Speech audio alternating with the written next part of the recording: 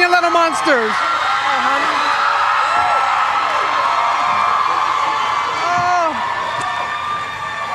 Wow. We'll let you catch your breath for a moment. Hi, guys. You like to make an entrance, don't you? How are you? It's wonderful to have you here. And as we said, you do know how to make an entrance. And I read the Rolling Stone article, which is great. It said that you love theatrics. Yes, I do. I live halfway between reality and theater at all times. And I was born this way. How are you guys? It's so nice to see you. It's great to see you.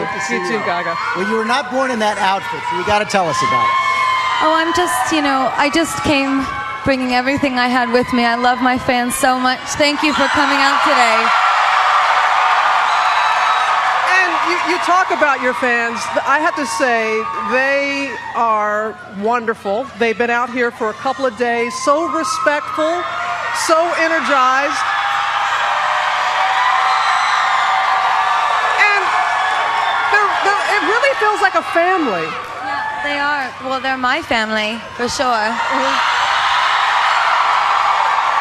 You know, it's an absolute dream come true to be here today and to play in Central Park. I grew up 5 blocks from here. I'm so excited and so blessed and so happy to be here. And to be honest, just to see this many people here to listen to my music makes me just feel so proud. And you see all the excitement and all the passion in this crowd all around the world. What do you want all your fans to take away from Born This Way?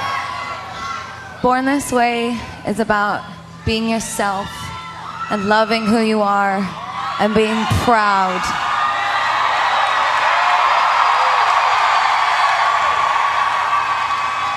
Yeah. And as you said, you grew up not very far from here. And what does it mean to you to be back here where, you grew up and to be playing in front of a crowd like this? Everything. I mean, it means absolutely everything to me. I used to come and play in these fields. Yeah. I used to walk down the street and look into the sky and dream that someday I would fill the park the way that all of the singers before me had. And it's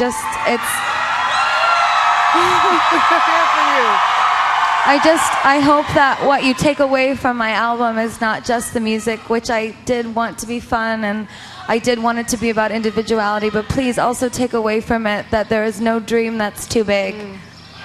Well, you talk about big dreams. Could you ever have imagined that you would be named the most powerful entertainer in the world? And what do you want to do with the power?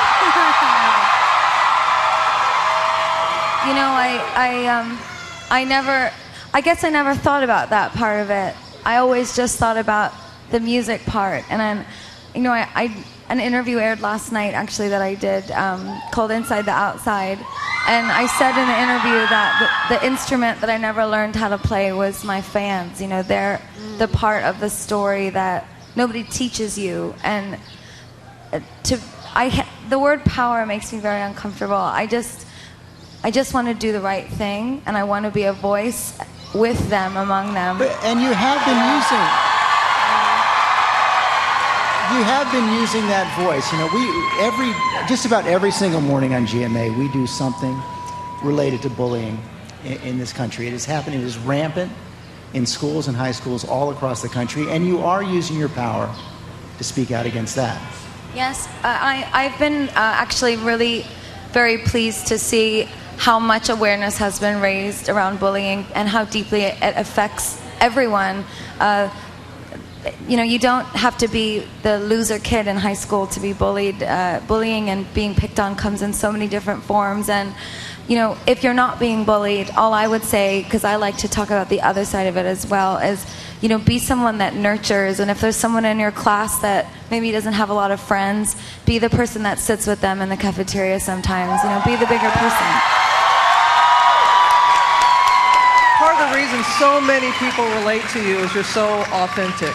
We saw that recently in your documentary where you're just so raw and you're talking about your insecurities and how they give you strength. Yes, she is definitely beautiful. How were you able to become who you have, given what you had to go through?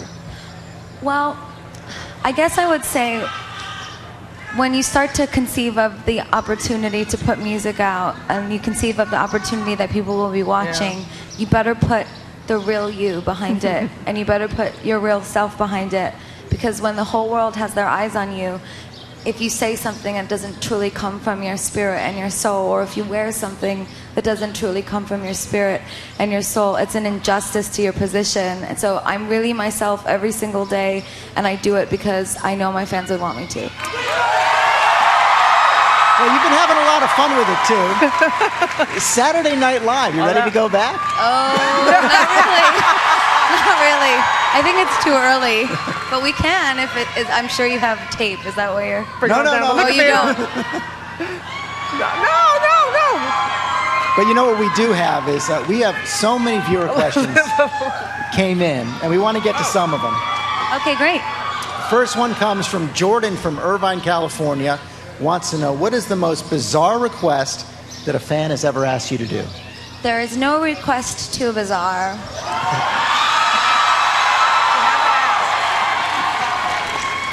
Within reason. I guess. Whatever that reason you could imagine I may have, I do have some sense of reason.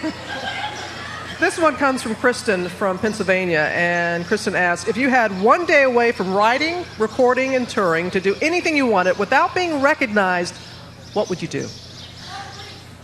What'd you say? Go to Greece. Go to Greece. Well, no, that's not what I would do. Although that is a good idea. I like Greece. I've been to Greece. I would say I would really like to hang out with my fans and have it not be me. Oh, nice.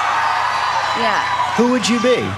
I don't know. I'd just be like, one of them, I think. Well, that leads to our next question is in that theme. Isaac from Denver, Colorado.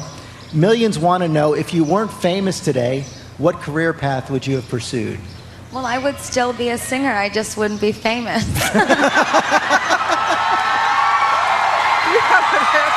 Did you ever think of doing anything else? No.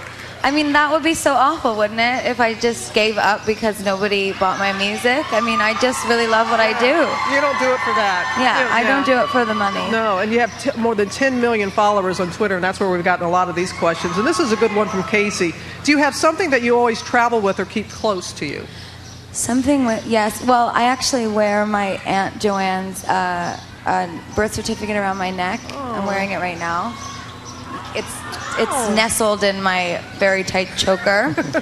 And I wear, my grandfather, he died about 6 months ago. I actually wrote The Edge of Glory, the song I'm about to do about him, and I wear his ring every single day. And your mom and dad are here today, right? Yes, they are, but they're not within sight. Not within sight. But Tyler from Littlestown, Pennsylvania wants to know, whenever you feel like you need some good home cooking, what is your favorite dish that your mother or father makes for you? Well, I usually don't have a choice. I usually walk through the door and they say, "This is what you're eating." That's the Italian way. You don't get a choice. Perfect.